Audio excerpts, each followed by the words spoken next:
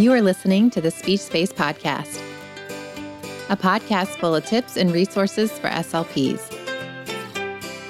I'm your host, Jessica Cassidy, and this is episode 81.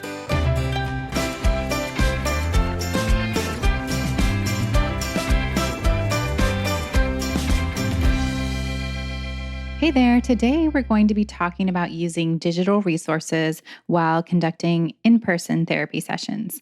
Before we jump in, I did want to mention that this podcast is brought to you by the Digital SLP Membership site, which is a site that features time-saving, interactive digital resources that are all teletherapy platform friendly. You can learn more or sign up for a free trial by heading on over to thedigitalslp.com/digitalslp.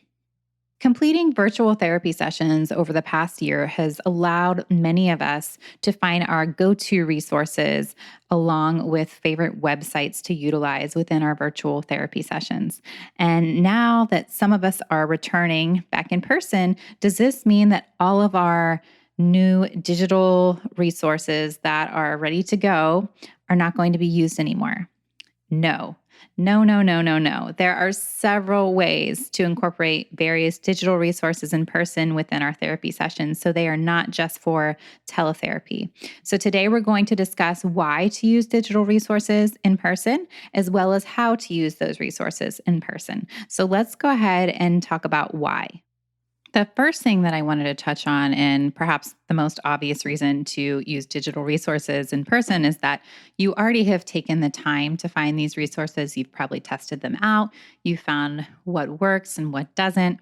So you probably have collected a lot of these resources or bookmarked a lot of these resources, and you have them ready to go. So by using what you already have, you have eliminated the prep time. You don't have to print anything, cut anything, or laminate or copy anything.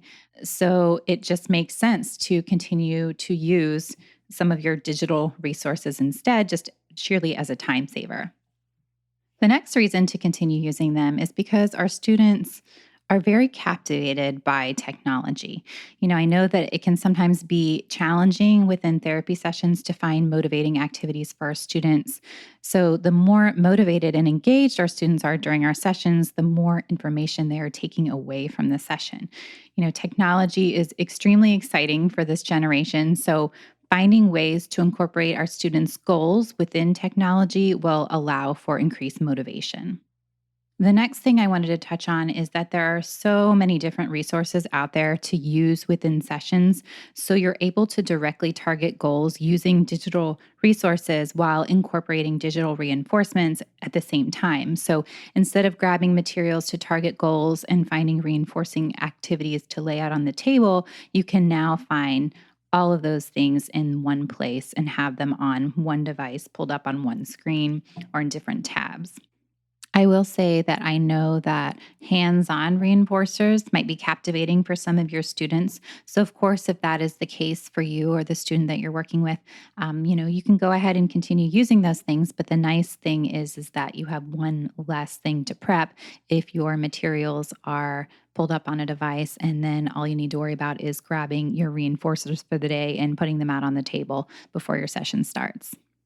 Okay, so let's go ahead now and move into talking about how we use digital resources in person. So let's go ahead and break it down into the different types of resources that are out there. So the first thing we're going to address is using an iPad or tablet. Over the past year, many of us have compiled several apps and games and activities on our iPads and our tablets. We were able to share our screens with our students to work during virtual visits, which was great. But now that we are back in person, we don't need to be afraid to bring out some of those same games and activities and apps. Maybe you ended up purchasing an app where you can select card decks with target speech sounds. So use this app instead of tangible cards, especially times whenever you're on the go. It's going to make it much easier, and you're going to have less prep and less cleaning up time after your sessions. But I find, especially if you are going into the classroom, it can help. So you're not lugging around a huge bag of materials all day long. But really, it can work for any type of session. And it's going to, again, minimize the clutter and minimize the prep time as well. Now, of course, I am biased here, but I would hate to not mention the digital SLP website. So now that you are back in person, for some of you, I guess I'm kind of generalizing there, assuming everyone is, but I know that is not the case. But for those of you that are back in person, and even for those of you that are not, bring out your favorite digital SLP materials. So if you are a member, you know that there's a feature called My Lists. And within that list, or within that section rather, you can create different lists. So maybe you have a list called articulation, or maybe you have a list called John B, and you have all of your materials organized into categories so they're easy to find. So just because you're not virtual anymore doesn't mean that you can't use these print free and easy to use resources. For example, say you're working on vocabulary with your students, you can pick a theme and pull up one of the virtual field trips to go along with your theme for the day. Or maybe you're talking about animals, you could pull up that virtual field trip for the farm or for the aquarium, and you can watch those videos with your students as you introduce them to novel vocabulary. If you have articulation students, then you can pull up some of the gumball articulation or the spinner games. There's a lot of different resources that you can use to target various goals. The other thing is boom cards. There are several different activities you can pull up with your students to target lots of goals using boom cards. So instead of printing out papers with the activities and the work, you can pull up resources on the boom cards website, which gives your students control to point and click and drag and drop items, fill in the blanks, and other things like that, assuming that you are able to give over mouse control during your sessions. The other thing is digital tools. So, utilizing digital tools such as organizers or annotation tools allows you to support your students while using only digital materials. For example, you might find digital graphic organizers to use in sessions when working on making inferences. Another great tool to use in sessions is a free Google extension called Kami. I hope I'm saying that right, but it's Kami. And this extension allows you to write on any PDF, picture, web page, and using the extension allows you to remain paperless while you're doing those things so you don't have to print anything out. You can show your older students how to use these tools so they can learn how to take notes and annotate and highlight when they are given digital assignments within their classrooms. So let's talk about reinforcements. If you found several games or puzzles or favorite songs of your students while conducting virtual therapy sessions, remember that you can still use these within your in person session. So, for example, you might pull up, like we have on the digital SLP site, a game called Snakes and Ladders, and you might have your students take a turn between each question within the session. That can keep things motivating. But just, find the activities your students enjoy, whether they're tangible activities or digital, are going to be the most motivating and help keep moving your sessions forward in an engaging way. Using technology and digital resources within in person therapy sessions provides you as a therapist with an additional tool in your toolbox in order to target your student goals.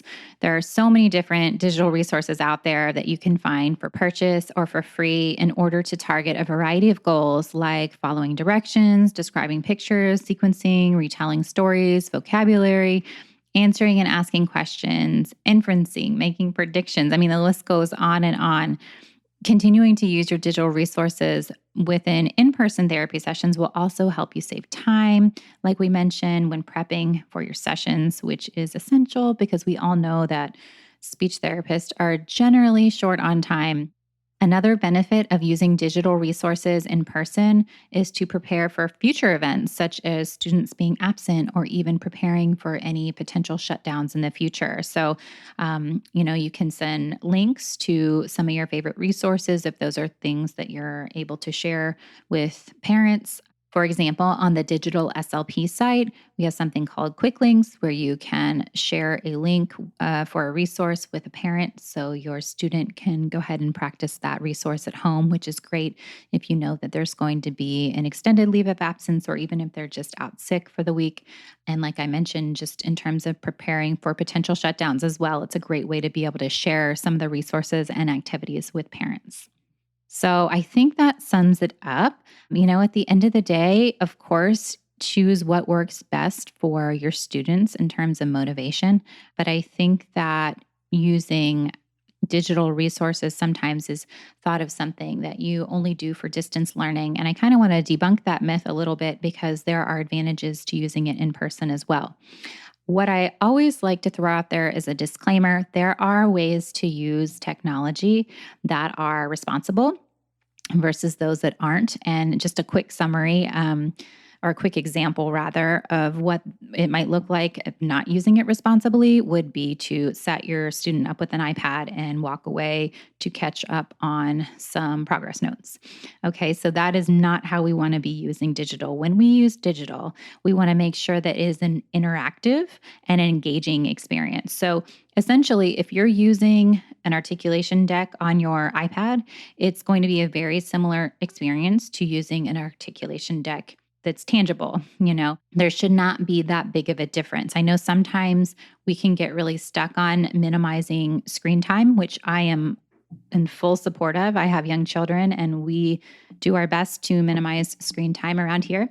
But I think when it's used in a responsible way, in an interactive and engaging way that stimulates conversation and speech and language skills, then those are the times that we don't need to worry about it so much. It's actually something that is being used as a tool and is helpful rather than serving as a babysitter. So that's just something to keep in mind that I always like to throw out there. And I do have a previous podcast about how not to use tech in speech. So I will make sure to link that in the show notes as well, because I do always like to throw that out there just as another piece of information when we're talking about using technology, especially during in-person sessions. Okay, so I hope that you found some of that to be helpful. And like I mentioned at the beginning of today's show, you can head on over to thedigitalslp.com/digital SLP to go ahead and sign up for a free trial or to sign up for the membership as well. If you would like to access the show notes for today's episode, please head on over to bit.ly/TSS EP81. Again, that is bit.ly/TSSEP81. All right, guys, have a wonderful week, and I will catch you on the next show.